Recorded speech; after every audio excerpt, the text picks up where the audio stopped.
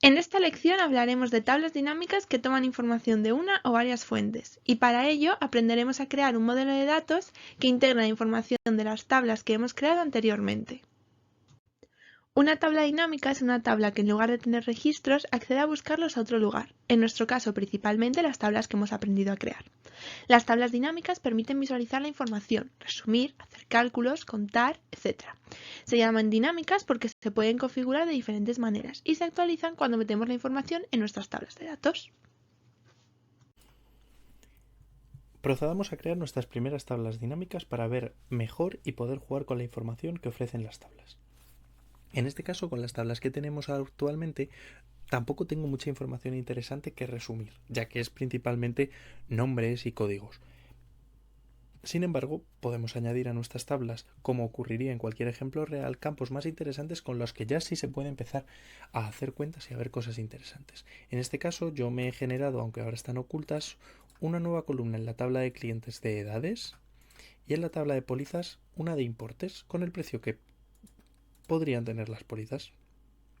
En cualquier caso, para generarlas de cero no hay más que dar clic derecho en alguna parte de la tabla, insertar y se nos genera una nueva columna.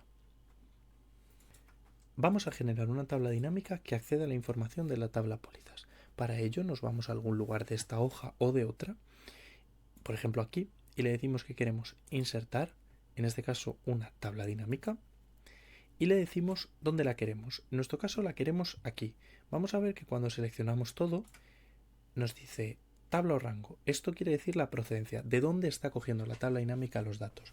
Los está cogiendo de pólizas 6. ¿Por qué? Porque hemos sido cuidadosos y le hemos dado un nombre a nuestra tabla. Entonces, cuando la tabla es muy grande o no sabemos exactamente cómo es, pero si sabemos el nombre, no tenemos más que escribirlo aquí y vemos que nos accede a toda la tabla. En este caso la queremos en la hoja de cálculo existente y esta opción la veremos más adelante.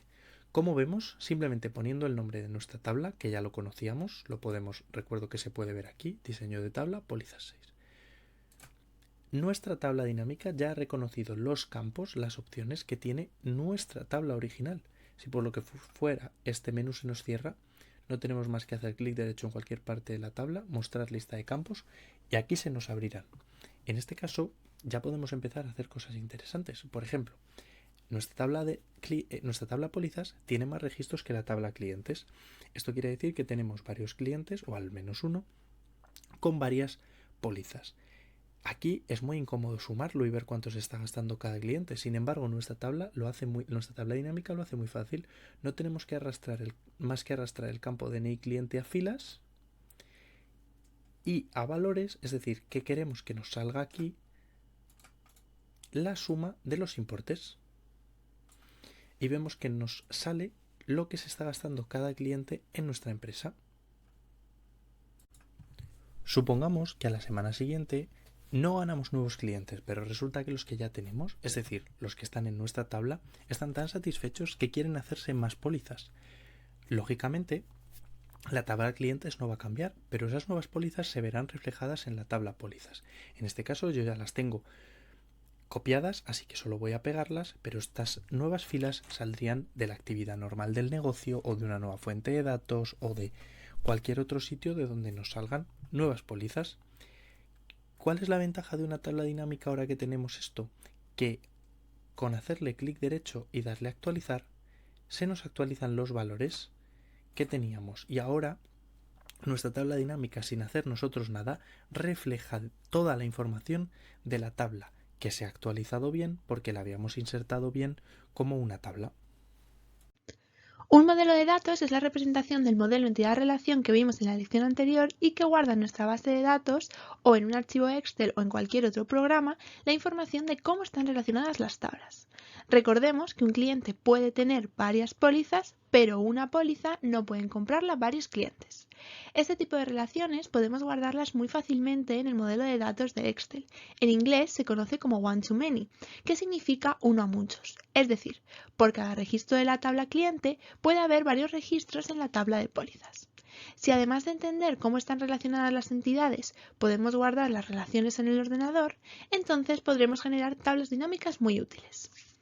En este ejemplo, en nuestra tabla de tipos de pedidos, guardamos las diferentes mercancías que puede necesitar una empresa y en la tabla de pedidos tenemos los pedidos realizados con sus datos.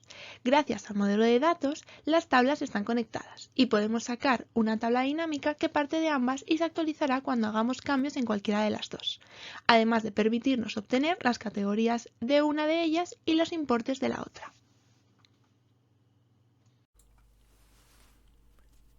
Para la siguiente parte de la práctica vamos a necesitar hacer uso de una herramienta que se llama Power Pivot. Power Pivot no está activada de serie en Excel, así que nos tenemos que ir a Archivo, Opciones, Complementos y aquí la buscaremos. En mi caso ya está activa, pues cuando nosotros nos la encontremos aquí no habrá más que activarla. Ahora que ya tenemos activado Power Pivot, nos venimos a la pestaña de Power Pivot, seleccionamos nuestra tabla y le decimos agregar al modelo de datos. Una vez acabe, se nos abrirá esta pestaña donde vemos que nuestra tabla se ha agregado al modelo de datos. Tenemos que hacer lo mismo con la tabla de las pólizas. Veamos, seleccionamos la tabla igual, pinchamos en ella y le damos a agregar al modelo de datos. Y de la misma manera ahora tenemos nuestras dos pólizas. En mi caso, como este archivo tiene las soluciones, tengo además las originales, pero quedémonos con clientes separados 3 y pólizas 6. Ahora mismo nos tenemos que ir a esta opción, vista de diagramas. Es aquí donde vamos a aprender a conectar nuestras tablas. Esto es lo que necesitaremos más adelante para crear las tablas dinámicas. Pulsamos